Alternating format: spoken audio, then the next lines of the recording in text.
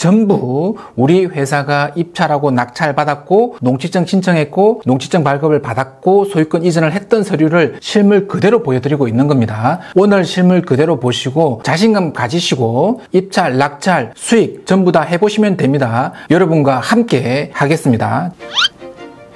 네, 여러분 안녕하십니까? 여러분의 공매 멘토 김 교수입니다. 자, 이번 영상에서는 수익형 농지 지분을 제대로 고르고 입찰, 낙찰 받아서 수익화 시키는 전체 과정을 현실적으로 풀어드리도록 하겠습니다. 수익형 농지를 낙찰 받고 수익을 올리는 과정의 핵심은 농지증 발급, 농지대장을 마련하는 것입니다. 그래서 이번 영상 농지증, 농지대장 중심으로 풀어드리도록 하겠습니다. 자, 그러면 수익형 농지 이야기 시작합니다.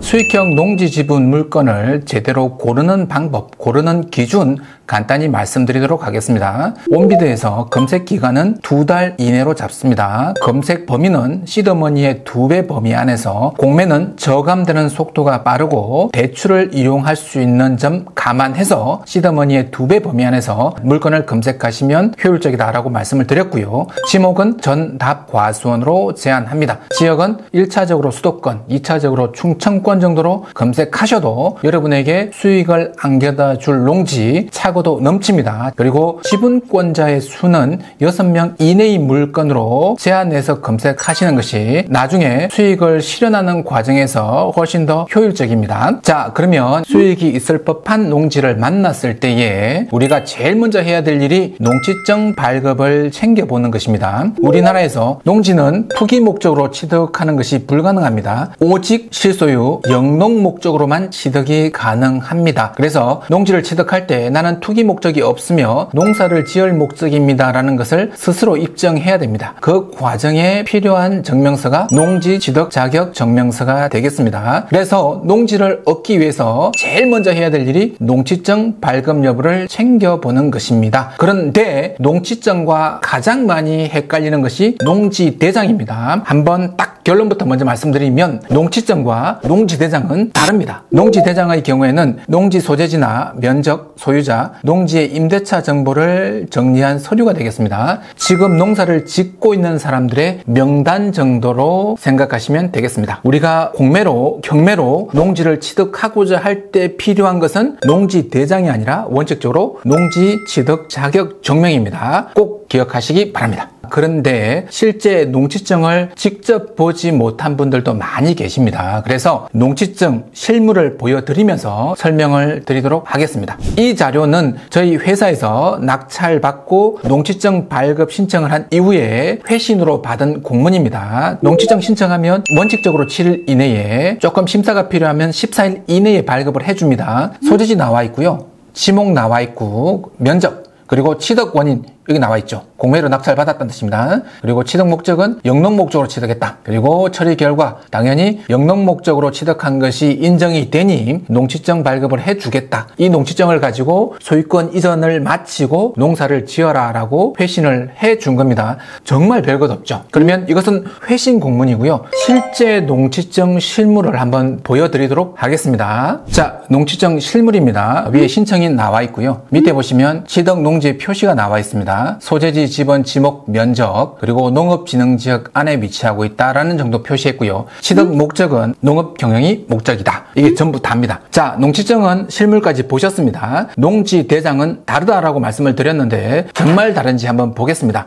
농지대장 실물입니다. 여기서 눈여겨볼 것은 어떤 원인으로 언제 이 농지를 취득했으며 누가 어떻게 경작하고 있는지가 나와 있습니다. 제가 농지대장은 농업인에 관련된 정보를 정리한 서류다라고 말씀을 드렸죠. 그 내용 그대로 담겨져 있습니다. 자, 눈으로 보셨습니다. 실물까지 비교하셨습니다. 농지증, 농지대장 다릅니다. 그러면 이어서 농지취득 자격증명의 발급 과정을 소개해 드리도록 하겠습니다. 농지취득 자격증명서는 낙찰을 받고 난 이후에 신청하는 것이 아니라 사전에 신청하는 것입니다. 어디에 신청한다고요? 시구읍면에 그 사무소에 전화해서 농지증 발급 담당자에게 물어보면 친절하게 전부 다 알려줍니다. 자, 그리고 1000제곱 미만의 농지는 영농의 의사가 없더라도 주말 체험 영농을 목적으로 취득이 가능하다. 그러면 필요 서류는 뭐가 있느냐? 농지청 신청서와 영농계획서, 그리고 농업진흥지역 내에 1000제곱미터 미만의 농지의 경우에는 농지대장도 첨부해야만 농지증을 발급받을 수 있습니다. 농지증 발급을 받기 위한 신청서의 실물도 보여드리도록 하겠습니다.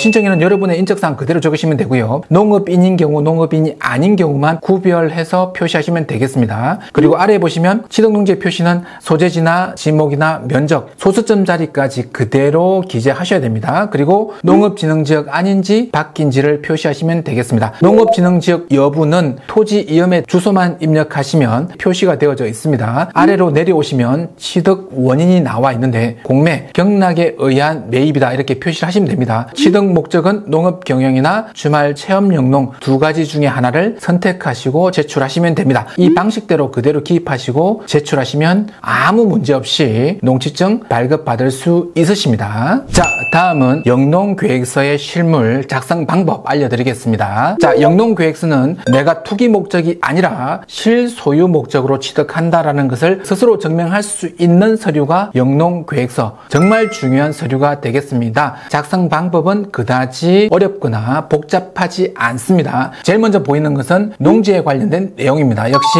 소재지 나와 있고요, 면적 나와 있고 지분 비율 나오게 됩니다. 그리고 주소지와 이 농지의 거리를 기입하게 되어 있고요, 그리고 어떤 작물을 재배할 건지 기입하게 되어 있습니다. 하단에는 이 농사를 짓기 위해서 누구의 힘을 빌릴 것인지, 농업 노동력 확보 방안, 보통 본인이나 자녀들, 가족들을 기입하게 되겠습니다. 그리고 농업에 종사한 경력이 있다면 농업에 종사한 기간 정도 기입하시면 큰 문제는 없습니다. 보통 농업에 필요한 노동력은 자기 노동력으로 다 조달하겠다라고 계획서를 작성하게 됩니다. 그 하단에 보시면 농업기계, 장비, 시설 확보 방안이 나와 있는데 가장 기본적인 내용만 기입하셔도 큰 문제는 없습니다. 이어서 소유농지 이용 실태를 기입해야 되는데 이 농지 이외에 다른 농지를 이미 취득해서 농업 경영에 사용하고 있다면 그 내용을 기입하시면 되겠습니다. 대부분의 직장인들은 공란으로 비워두셔도 큰 문제는 없습니다. 다음 난에서는 자금 조달 계획은 자기 자본과 차입금, 대부분 다 대출금이 되겠죠. 두 가지로 나누어서 기입을 하시면 되겠고, 영농에 관한 구체적 사항들은 여기에서는 3년 정도로 기입을 하게 했고요, 벼농사를 하는 것으로 기입하고 농지증을 발급받았습니다.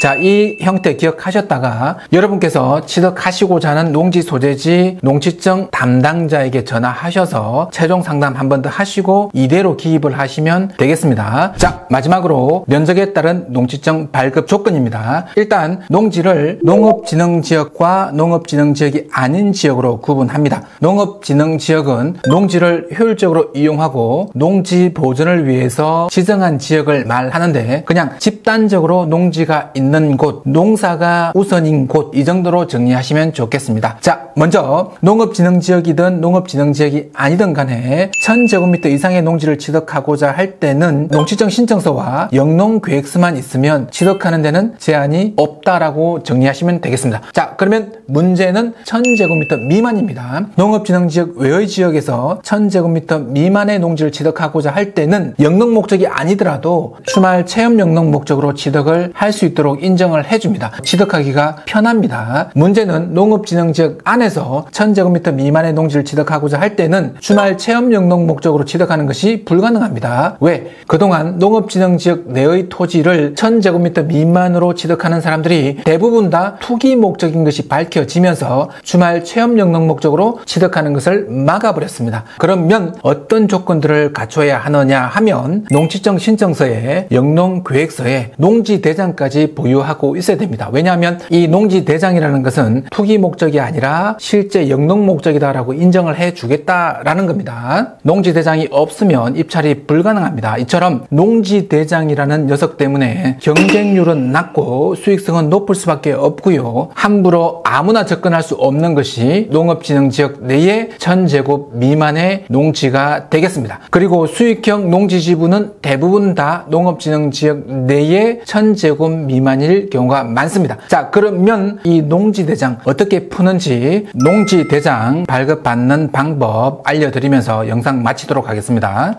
경매는 없지만 공매에 있는 것이 바로 농지임대가 되겠는데, 온비드에서 농지임대를 검색하시고 그리고 입찰 기간은 2달 정도로 제한하시면 되겠습니다. 역시 지목은 전답 과수원까지만 한정해서 검색을 하셔야 됩니다. 임야는 안 됩니다. 면적은 1000제곱미터 이상이어야 합니다. 이유는 이 1000제곱이라는 것이 농업인의 자격 조건의 한선 기준이기 때문에 1000제곱미터 이상의 임대를 하고 농지대장을 받아야 농업진흥지역 안에 있는 1000제곱 미만의 농지에 입찰할 수 있는 자격이 주어집니다. 하지만 면적이 1000제곱미터 이상이라고 할지라도 그 농지를 임대했을 때에 바로 경작이 가능한지, 바로 땅을 일굴 수 있는지 살펴보셔야 되고요. 묵전이나 묵답의 경우에는 노동력이 많이 들어갈 수 있고 비용이 많이 투입될 수 있기 때문에 한 번쯤 현장을 살펴보시고 입찰을 하셔야 되겠습니다. 어떤 경우는 입찰을 하고 낙찰을 받았는데 농지대장 발급이 안 되는 경우도 있습니다. 그래서 반드시 최종적으로 입찰 여부를 결정하시기 전에 지자체 농지대장 담당자와 통화하셔야 됩니다. 이것을 임대 받았을 때에 농지대장 발급이 가능한지, 내가 무엇을 해야 되는지, 기간이 어느 정도 소요되는지 반드시 문의하시고 난 다음에 입찰을 하셔야 됩니다. 그렇게 상담을 마치고 입찰을 하고 낙찰 받으시면 농지대장 발급 신청서를 제출하시면 대부분 다 7일에서 14일 이내에 농지대장 발급을 해줍니다. 방금 말씀드린 농지대장 발급 신청서의 실물입니다. 보시면 여러분이 충분히 작성하실 수 있을 정도가 되겠습니다. 자, 이렇게 해서 수익형 농지를 여러분 것으로 만드는 데 필요한 농지증, 농지대장, 그리고 실물을 보여드리면서 확실하게 여러분의 이해를 도와드렸습니다. 수익형 농지 지분에 대한 투자, 어떻게든 되겠지가 아니라 어떻게든 하겠다로 여러분의 마음이 180도 바뀌었으면 하는 바람을 가지면서 오늘 영상 마치도록 하겠습니다. 고맙습니다.